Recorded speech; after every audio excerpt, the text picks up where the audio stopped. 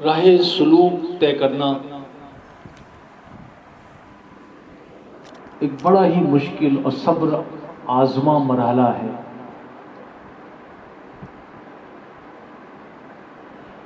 اس کے درجات ہیں: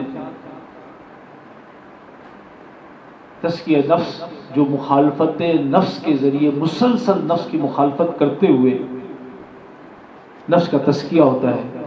پھر تصفیہ قلب، یعنی اپنے قلب کو تمام عیوب، تکبر، غرور، کینہ، حسد، لالچ، ایسے سارے عیوب سے اپنے قلب کو صاف کرنا، تصفیہ قلب ہے۔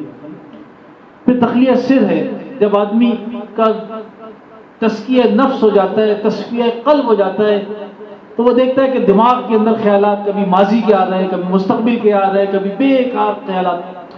تو تخلیہ سر یعنی اپنے سر کو خالی کرنا خیالات سے، اور یہ بڑا ہی مشکل کام ہوتا ہے، اور یہ ممکن ہی نہیں جب تک کہ آدمی ایک دھیان اور ایک خیال میں نہ رہے۔ تخلیہ سر کے بعد مرشد پاک کی نظر کرم سے تجلیہ روح ہوتی ہے، اس کی روح جلوہ حق سے متجلی ہو جاتی ہے۔ یہ آخری مرحلہ ہے، لیکن ان تمام مراحل کو طے کرنے کے لیے عمر خضر چاہیے۔ اب اس کا آسان طریقہ کیا ہے؟ تمام صوفیہ اس پر متفق ہیں کہ راہ سلوک طے کرنے کے لیے سب سے آسان طریقہ فنا فی الشیخ کا ہے،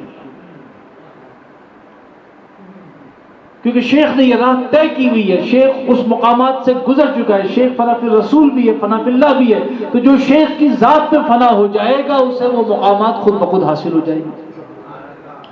اب فنا فی الشیخ ہونے کے لیے رابطہ شیخ ضروری ہے، ایسا رابطہ کہ جس میں انقطاع نہ ہو، ہم وقت ان کی طرف آدمی متوجہ رہے، ان کے خیال میں، ان کی باتوں میں، ان کی تعلیمات میں، ان کے جلووں میں گم رہے۔ اور یہ اتنا ضروری ہے کہ مولانا جامی کے پیر و مرشد عبید اللہ احرار فرماتے ہیں کہ بھلے نماز قضا ہو جائے مگر ہماری صحبت کی نماز قضا نہیں ہونی چاہیے۔ اس کا قطعی مطلب نہیں کہ لوگ نمازیں قضا کرنا شروع کر دیں، مقصد اس کی امپورٹنس، اس کی اہمیت کو جتلانا، اس بات کو ایمفیسائز کرنا ہے کہ اولیاء اللہ کا دھیان، ان کے خیال، اس پہ انقطاع نہ آنا چاہیے،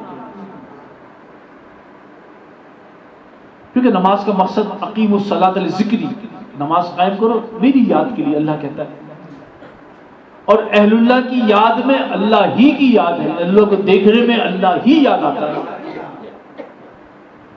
اب صحبت کی دو قسمیں، ایک صحبت ظاہری، یعنی شیخ جہاں بھی موجود ہو آدمی ریگولرلی ان کی صحبت میں جاتا رہے، ان سے تلقین لیتا رہے، ان کی نصیحتیں سنے، ان کے جلووں میں گم ہوتا رہے، ان کی باتوں کو یاد رکھے، اس پر عمل کرتا رہے، یہ ظاہری ہوا ہے۔ اور اگر یہ ممکن نہیں، یعنی شیخ کا وصال ہو گیا، یا شیخ دوسرے شہر میں رہتے ہیں یا دوسرے علاقے میں رہتے ہیں، یا روز جانا ممکن نہیں ہے، تو آدمی کیا کرے؟ اس کے لیے معنوی صحبت کی تلقین کی گئی، یعنی ہر وقت ان کے خیال میں، ان کی یاد میں رہے، آدمی بیٹھ جائے اور دھیان لگا لے کہ میں ان کی مجلس میں موجود ہوں، شیخ کلام فرما رہے ہیں اور میں ان کا کلام سن رہا ہوں، شیخ تشریف فرما ہے، ان کے بدن سے انوار نکل کر کے مجھ میں منتقل ہو رہے ہیں۔ اس دھیان کی پریکٹس کریں، نہ صرف تھوڑی دیر بیٹھے، چلتے پھرتے ہر وقت جو ہے کوشش کرے کہ اس کا دھیان، اس کا خیال اپنے شیخ سے منقطع نہ ہونے پائے۔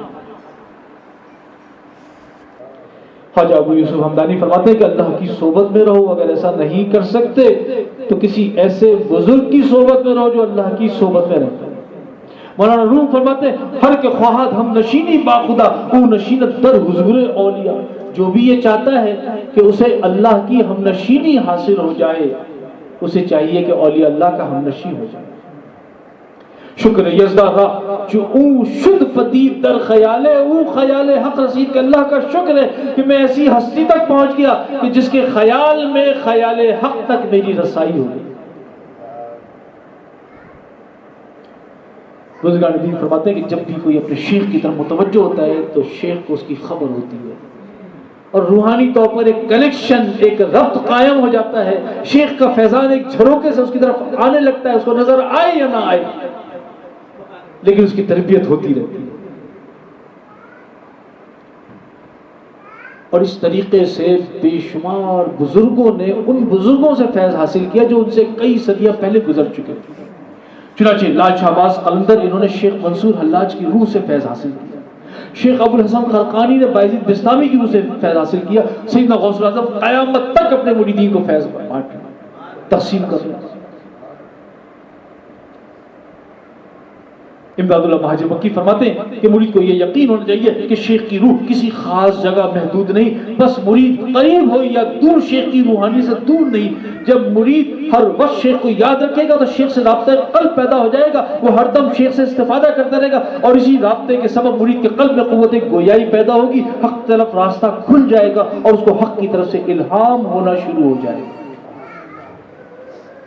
مولانا روم فرماتے ہیں کہ پاک لوگوں کی صحبت، چاہے وہ صحبت ظاہری ہو یا صحبت باطنی معنوی ہو، پاک لوگوں کی صحبت تمہیں ان کی طرح پاک بنا دے گی کہ ان کی ایک گھڑی کی ہم نشینی 100 سال کی بیریا عبادت سے بہتر ہے. اگر تم بیکار پتھر کی طرح بھی ہو تب بھی اگر کسی صاحب دل کے پاس پہنچو گے تو موتی بن جاؤ گے. پاک لوگوں کی محبت دل میں بٹھا لو، اللہ والوں کے علاوہ دل کسی اور کو نہ دو. دل تجھے اہل دل کے کوچے کی طرف کھینچتا ہے اور جسم پانی اور مٹی کے قید خانے کی طرف. کسی دل والے سے دل کی خوراک حاصل کر اور کسی نصیب والے سے نصیبہ حاصل کر. رابطہ شیخ کے ذریعے مرید ہر وقت سفر میں ہے، راہ طے کر رہا ہے، اسے پتہ ہو یا نہ ہو. اس کی مثال ایسے جیسے اگر کوئی جہاز میں یا کشتی میں سوار ہو جائے اور اس میں سو جائے، منزل تو طے ہو رہی ہے، جہاز تو چل رہا ہے، کشتی تو چل رہی ہے. ایسی جو رابطہ شیخ میں ہے، بھلے اور چیزوں سے غافل ہو، بھلے عبادت وغیرہ اتنی نہ کر رہا ہو، لیکن وہ مسلسل ترقی کی طرف گامزن.